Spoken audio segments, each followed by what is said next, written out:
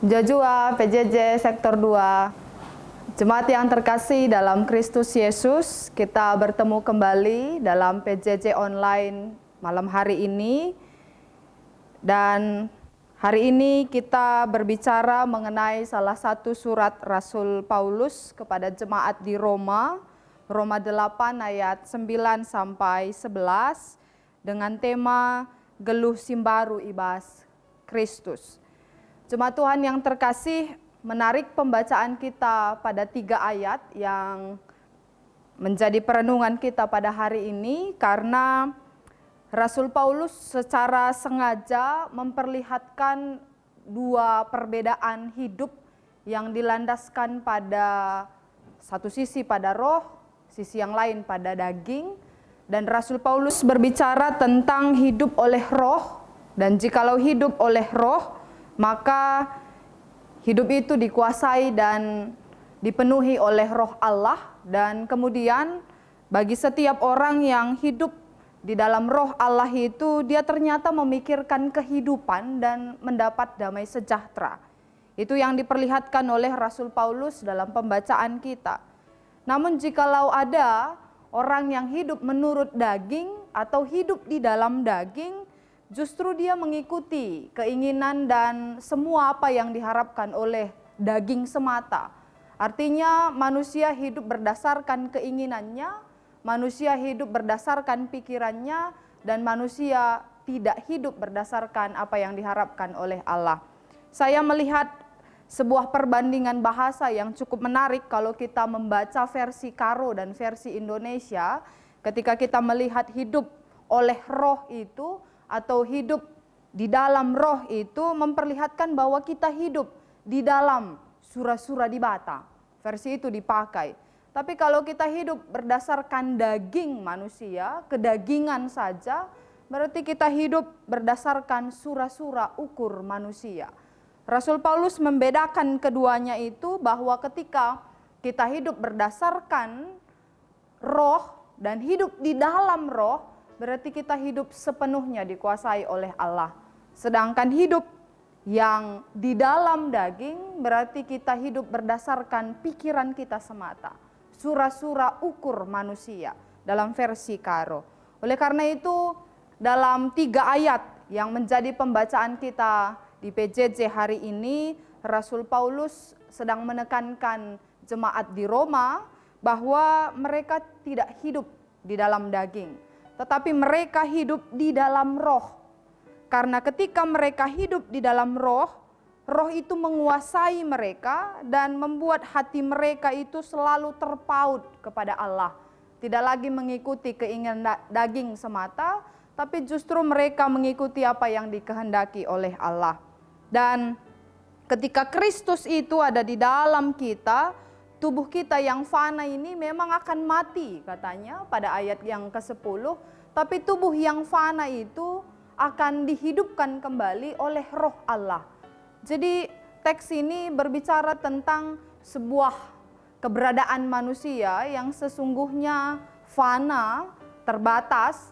Tapi justru jika ada roh Allah di sana, kehidupan kita yang fana, tubuh kita yang fana ini akan kelak dihidupkan kembali oleh roh Allah yang juga membangkitkan dan menghidupkan putranya Yesus Kristus itu. Teks ini dibawa bagi kita untuk menghayati Minggu Passion yang terakhir, untuk memasuki masa-masa yang memasuki masa Paskah itu, karena kita diajak untuk melihat bagaimana Kamis Sibadia, Jumat Simbelin, Sabtu Pengharapan, dan Paskah itu menjadi sebuah rangkaian dalam iman kita, bahwa ada begitu banyak penderitaan yang dialami oleh Kristus, dan sekaligus juga dia mengorbankan hidupnya, sekaligus juga melihat betapa kesunyian itu terjadi, dan sekaligus juga melihat kebangkitan oleh Allah. Dan Yesus mengalami semua fase itu, mulai dia menderita, bahkan dia disalibkan, dan setelah itu Yesus masuk ke dalam kubur, membuat semuanya sunyi, bahkan para murid itu mengalami keheningan, kesunyian karena guru Sang Yesus itu tidak bersama dengan mereka, tapi kemudian pada hari Minggu Paskah itu terjadi, Yesus kembali dihidupkan, dibangkitkan oleh Roh Allah. Nah, Rasul Paulus sedang menyatakan, roh yang sama itu, yang membangkitkan Yesus itu pula yang akan membangkitkan kita. Oleh karena itu, Rasul Paulus mengajak kita untuk senantiasa melihat bahwa hidup kita tidak hanya sebatas tubuh dan daging semata, tapi hidup kita ini diisi oleh Roh Allah. Dalam 1 Korintus 3 ayat 16, Rasul Paulus menggunakan kalimat yang berbeda untuk merujuk bahwa manusia itu hidup di dalam Roh Allah dengan berkata, "Tidak tahukah kamu bahwa kamu adalah bait Allah dan bahwa Roh Allah diam di dalam kamu?" Rasul Paulus menyatakan memang fana sekali tubuh kita, tapi dalam tubuh yang fana itu Roh Allah diam dan tinggal. Dan roh itu akan membangkitkan kita kelak bersama-sama dengan Kristus. Artinya kebangkitan Kristus membawa kebangkitan bagi kita sekalian dan menghidupkan kembali kita di dalam iman dan pengharapan terhadap Kristus. Oleh karena itu jemaat Tuhan yang terkasih dalam Kristus Yesus, tema kita dalam PJJ malam ini, Ngeluh Simbaru Ibas Kristus. Berbicara tentang bagaimana kita hidup di dalam Kristus itu selalu membawa pembaharuan bagi kita. Ibarat kata, kalau kita melihat ikan tidak bisa hidup tanpa air. Ikan hanya bisa hidup di dalam air. Sebagai umat percaya, kita pun hanya bisa hidup di dalam Kristus. Kita tidak bisa hidup di luar Kristus. Karena sesungguhnya pembaharuan kita dan transformasi diri kita itu selalu terjadi di dalam Kristus. Dan ini yang sedang dikatakan oleh Rasul Paulus kepada kita. Kita tidak hidup berdasarkan daging lagi, tapi kita hidup di dalam Roh Allah. Dan roh itu, Bapak Ibu Saudara terkasih, selalu memberi kemampuan bagi kita, memotivasi kita, menginspirasi kita untuk hidup dalam damai sejahtera.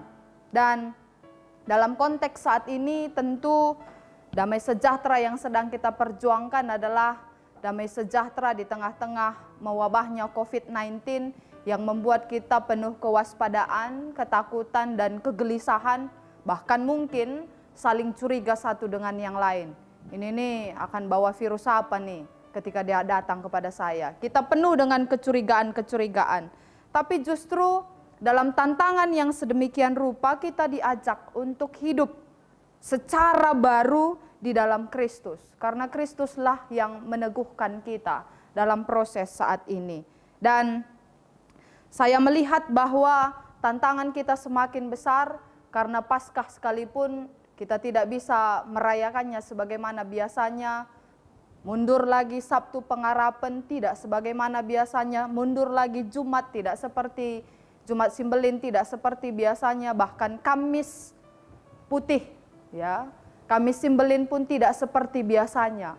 Itu semua sekarang kita hayati sebagai sebuah pergumulan dan di dalamnya kita hidup di dalam Roh Allah. Meski tidak berkumpul, meski tidak merayakan secara biasa, tapi kita mengimani sungguh bahwa Roh Allah itu memberi pembaharuan bagi kita karena kita hidup di dalam Kristus.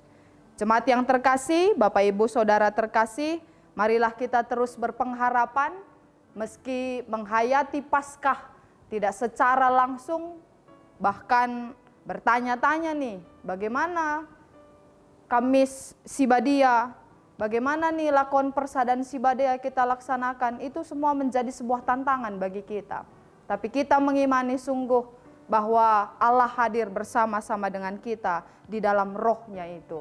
Roh itu menghidupkan, roh itu memulihkan, dan roh itu menggerakkan kita menuju transformasi selalu baru hanya karena di dalam Kristus.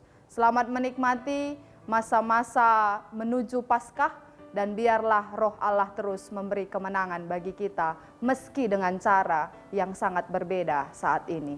Terpuji nama Tuhan dan Tuhan memberkati kita sekalian. Amin.